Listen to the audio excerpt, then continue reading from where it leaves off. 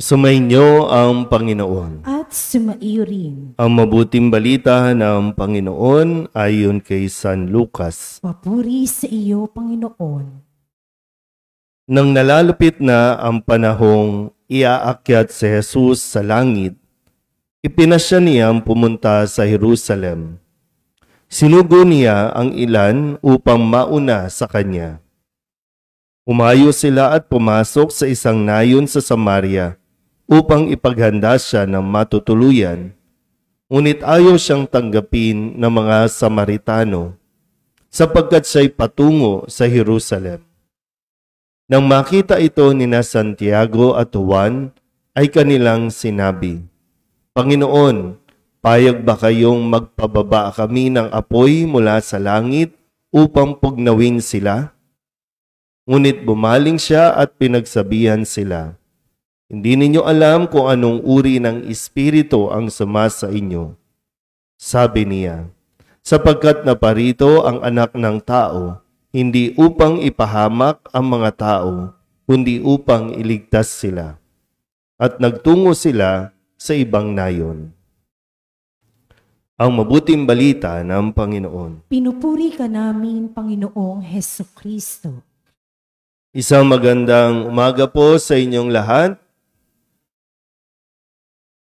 Sa kwento natin sa umagang ito sa ating banal na misa ay narinig natin na maging si Jesus ay tinanggihan ng ibang lahi, mga Samaritano, na ayaw siyang patuluyin dahil sila ay pupunta sa Jerusalem. Talagang sa mga ganitong sitwasyon, hindi natin alam talaga kung ano yung dahilan.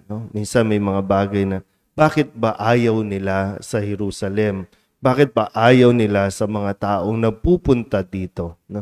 Hindi na natin nalalaman minsan yung mga background o history, lalo na kapag sa paglipas ng panahon, twisted na yung mga kwento, yung mga pangyayari, kasi nga hindi na ipasa, hindi na ikwento ng mabuti kung ano yung dahilan kung bakit galit sila o kaya naman, hindi naman galit, pero bakit ayaw nila.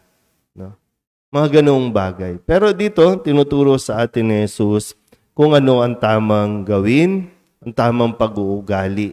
Kasi sadyang may mga taong hindi ka maiintindihan at ang kailangan lang gawin, ikaw na ang umunawa.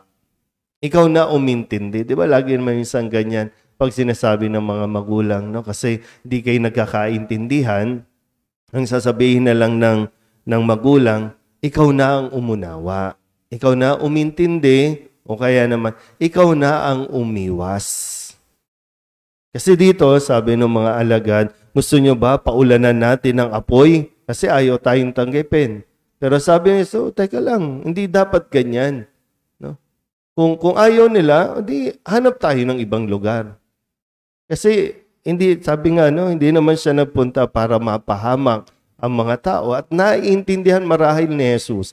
Hindi man naiintindihan ng mga Samaritano kung itong si Jesus at ang kanyang magiging misyon, pero si Jesus, inunawa niya kung bakit ayaw siyang patuloyin. Kasi hindi mo naman pwedeng ipuwersa yung sarili mo o puwersahin mo sila na tanggapin ka kung ayaw naman talaga nila sa iyo. So, ikaw na ang iintindi. Hindi lang naman sila yung bayan. Mayroon pang iba. So, kung may options, di ba? Kung may options, edi yun ang kunin mo. Siguro, minsan dito po sa lugar natin, dito sa Kamba, dahil maliit ang lugar, minsan, kailangan isara yung kalye. Hindi sa ayaw natin silang padaanin, kundi gusto lang natin na sana maging tahimik. Kasi, di ba, minsan maingay yung mga tricycle, yung motor, o kaya mga bata na naglalaro. Kaya sinasara natin yung pinto. Hindi sa ayaw natin sila. Pero, kung magagalit ka na lang ng ganon dahil nga gusto mong ipilit, karapatan ko ang dumaan dito. Hindi nila naiintindihan, hindi padaanin. Pero merong option. May mga iskinita na pwedeng daanan sa oras na isinasara natin ang pinto.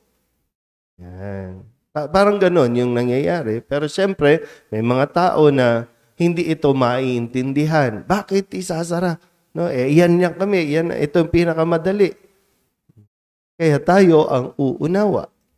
Yan. Naintindihan po ba? Kasi ang nangyayari sa atin kapag pag-ayaw, ay sugod. Aawayin mo talaga. Makikipag-away ka. So, hindi kayo nagkaintindihan. So, marahil yun yung mas maganda din, no? Na makita natin paano ang naging pagkilos ni Jesus at ano ang kanyang ginawa. Hindi naman na siya nakipag-away. No? Kundi ang sabi lang, nagtungo na lang siya sa ibang nayon. Di payapa ang lahat. So, sana po, no? Kung may options ka na umiwas, lumayo, o umunawa, gawin mo. Kesa makipagbangayan ka at makipag-away, makipagpalitan ng mga salita na hindi nyo naman naiintindihan kung bakit kayo nagagalit sa isa't isa. Amen?